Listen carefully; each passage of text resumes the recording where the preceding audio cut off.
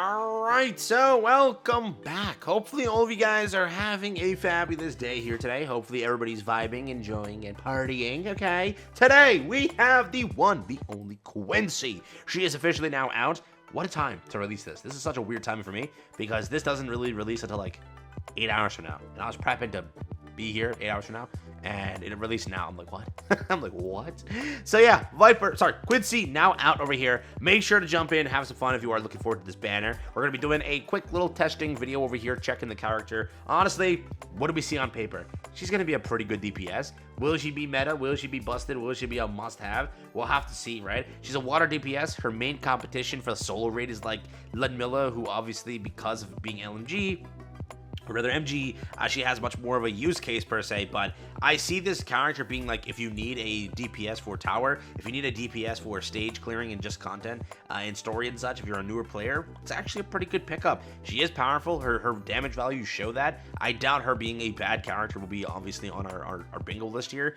She's going to be powerful. We're going to test some like random teams here just to get like a kind of idea here for what she's cooking up. Her skills are powerful. Regardless of anything, she's going to be that character who, again, you can just look on paper and be like, yeah, that's powerful, right? It's just a DPS character, a straightforward DPS character who damages in sort of distributed damage areas. Again, when attacking core, she gets a buff up there. Critical rate increases when, again, her stacks go through for Explorer route. On stage 3, hit rate goes up, attack goes up, hit rate goes up, attack goes up, hit rate goes up, attack goes up. Again, she does that for herself. She mainly buffs herself. Again, all her things over here buff herself, attack enemies, affect self, affect self, affect self. Again, a very straightforward, just DPS character. There's not really much to look at here other than, yeah, can I DPS? The answer is yes. Can you be able to clear tower? The answer is yes. Do you need a campaign clearer? If the answer is yes, go for her. That's what she kind of is.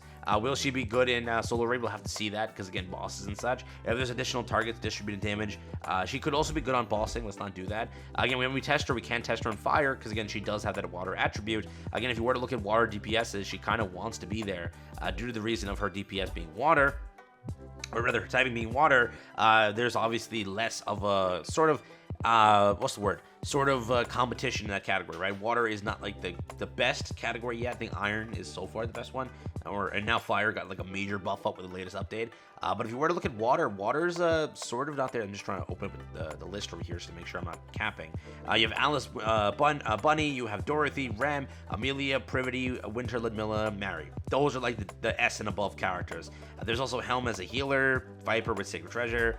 It's not really much there, right? So water is not the best, right? Fire has a lot more elements. You have Modernia, Asuka, Ray, A2, Alice, D-Killer Wife, Iron, Red Hood again, Maxwell, Lapis, Crown, Rapunzel, Snow White is today, Soda, Tingling Bunny. So yeah, it's more of a lesser used category. So definitely a water attribute character, has a lot of potential there. But we'll hop into the testing over here, see what she can kind of hold up here. Again, we're running the simple Crown team. It's a simple buffing team. Correct. It's one of the better teams, basically slotting out a DPS to run her instead, again, to see like what a damage comparison we kind of get through here. But because again it's distributed damage, you will see that her ult will kind of hit for a good amount of damage, again, through campaign and other things. But we'll also test on bosses to show what she kind of cooks up there. Again, as you see, her burst goes through, she kicks up a nice 11 million damage. Will she out DPS Red Hood? Probably. Obviously she might get close or a little bit less, but the character with oil lines also has a lot of potential. Her hit rate up kind of helps with the aspect of her running SMGs.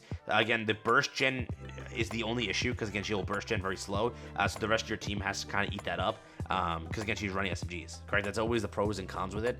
Each weapon obviously has their pros and cons. SMGs are lesser used due to the fact of basically the SMG, right? Burst gen. So that's kind of the main thing there. But she is powerful. I doubt her being a bad character was, again, on anybody's checklist. Will she be a must-have character? That's the question. For solo raid, you can definitely slot her in as a pick. Will I see her be like a meta must-use solo raid character? For specific bosses, I could see that happening.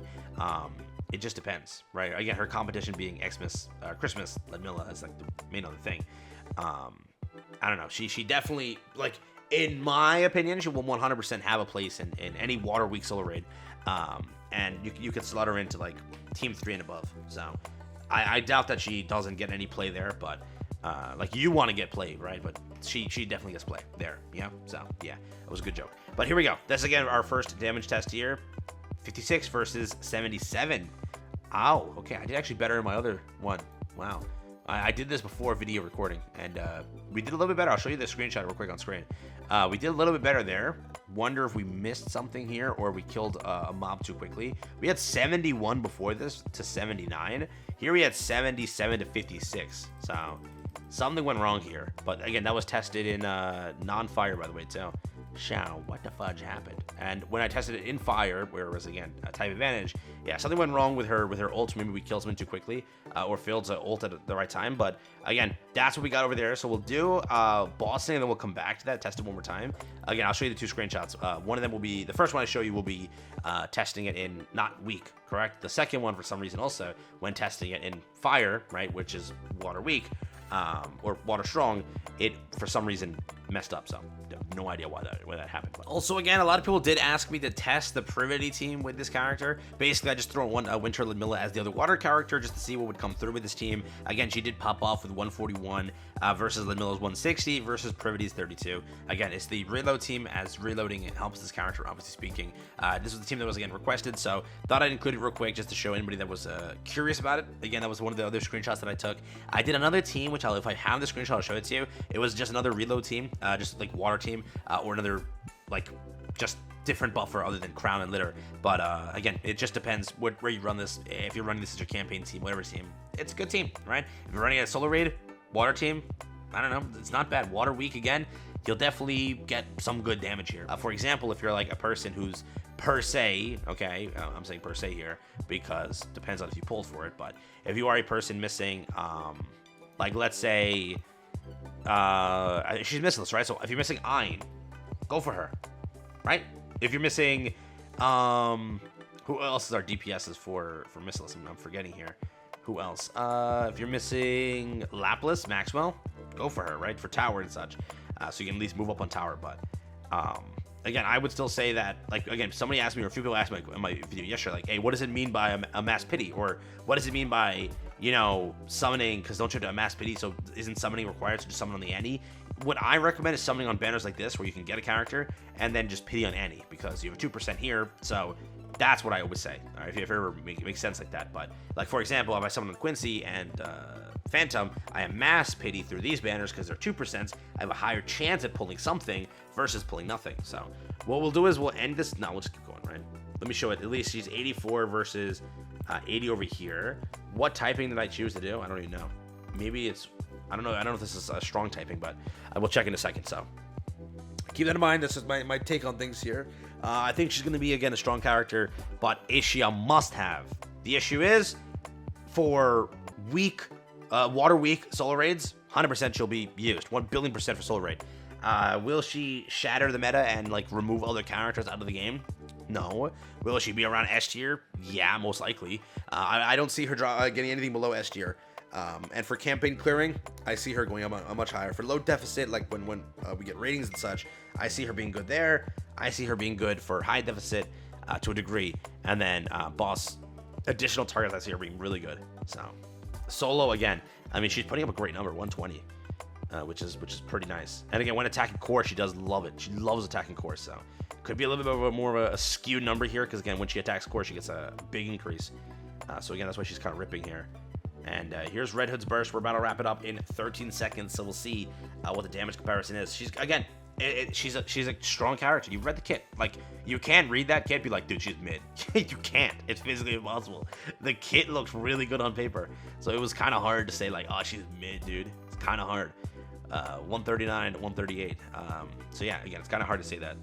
Kind of like describing something else, but yeah, that's again what we have on that front. We chose it on win, so again, it wasn't type advantage. Went on fire there, we would have ripped into it and saw, but we'll do a 1 minute 30 test again one more time on win to see what happened here. But again, when you do OL lines and such, also she's gonna benefit highly from them. Also cube and such. Again, there's a lot of things to go for when building this character, so again, I think you want to take a look into that and see how that kind of operates. But yeah, that's just like my initial rating over here. That's like my thoughts again on the character. Just wanted to do this testing here to give you an idea for, again, what she does. When testing in like a regular stage or such, you might get a little bit of a different comparison just because, again, crit damage, or remember the core hit is not there. But for, again, water weak boss's core is kind of apparent. So yeah, campaign clearing, I could see it being the case. Solar Raid, Water Week, I could 100% see it be the case. Without Water Week, we'll see how that operates, but it's like Christmas Lemilla. She's not always there 100% on every Solar Raid, but she's there often, and I could see the same happen to Quincy. Maybe not be there every time, but definitely appear here and there when need be. You know what I mean? So that's, again, my thought process, but over here, we're at 25 versus 51. So yeah, currently she's mopping. Red Hood's mopping. But when I was originally testing it, it was working. So I wonder what changed or what happened here. But so she went on with her burst, 39 versus 54. It was usually around like a 10 mil difference, not 56 versus 75. That was 20 mil. So I don't know what happened on that run over there. But maybe we just killed all the mobs at that point, and that's what happened. I have no idea. But again, we'll see right now if that was the case. As you kill more mobs, obviously less distributed damage, right? Or less mobs to hit that with. So over here, we're gonna finish that off. Over here, we're finishing this off. Let's see, 12 seconds left. We'll get one more burst in. Currently, we're at 53 versus 78. So was it that we missed a burst? Maybe. Again, her burst gen's horrific. Remember that.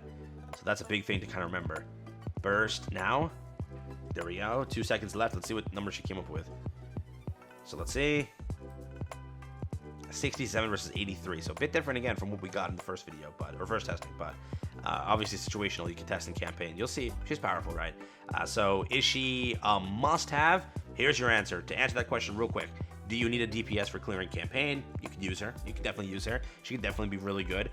Will she be very useful in tower, right? We don't have that many good missilisses, and if you don't have Iron, you might want her.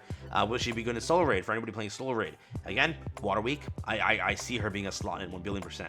When it comes to non-Water Week, you can see her being a throw pick, right? You go for Lemilla. You don't have Lemilla, go for this. You don't have other characters, she could definitely slot in for those characters. And again, with her distributed damage, her hit rate and everything, she will be good. She makes up for what she loses because of SMG, other than burst gen. So whenever she gets slotted into a team, got to make sure the burst gen is there to be able to obviously get the cycle off faster. That's like the main thing that I definitely see her falling back on. But other than that, I do see her being a powerful character, and I doubt that she doesn't be used moving forward. But it's up to you. Would I say that like you have to pity her? No, I would not say that. I would say that she's worth maybe some summons to throw in and try to get, but I wouldn't just like full send pity. She is powerful, that is true, but is she meta, game breaking? Oh my god, no freaking way. I wouldn't say that. I would say the best way to rate her is like 8 out of 10. She's great. She's a great character, but is she busted? Is she like Red Hood level, collab level, like type stuff? I wouldn't per se again say that, but I could definitely see her being used. All right, so that's the initial testing over here. Hope you guys enjoyed it. Again, just want to talk about this, what my initial testing was, and again, some DPS test over there. She is powerful. That's the simplest thing, but she is not like game-breaking meta. Yeah? Yeah. All right, take care. Have fun. Hopefully that answers most of the questions.